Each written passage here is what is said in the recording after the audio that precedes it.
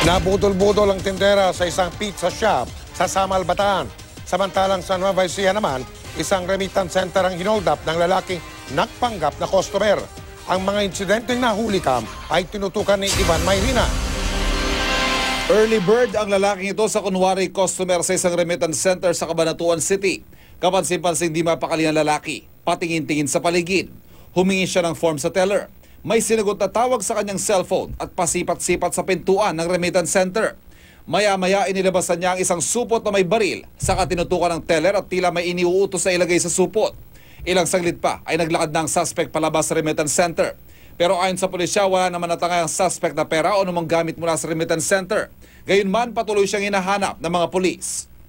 Masdan ng lalaki sa video. Lumapit siya sa tindera ng isang pizza shop sa Samal, Bataan. Sinabi raw ng lalaki na sponsor sa kanyang kasal ang amo ng tindera at humingi ito ng 3,500 pesos bilang regalo sa kasal niya. Isinulat pa niya sa papel ang kanyang number para mas kapani-paniwala.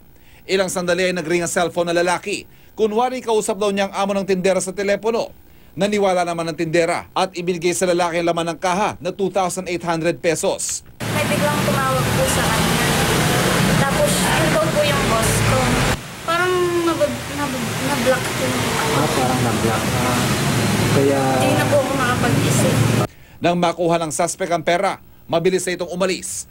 Napagtanto na lang ng tindera na nabudol-budol na siya nang tumawag ng kanyang amo. Ang CCTV video, ibinigay ni Hugh Cooper Kit Pabustan na siyang may-ari ng tindahan.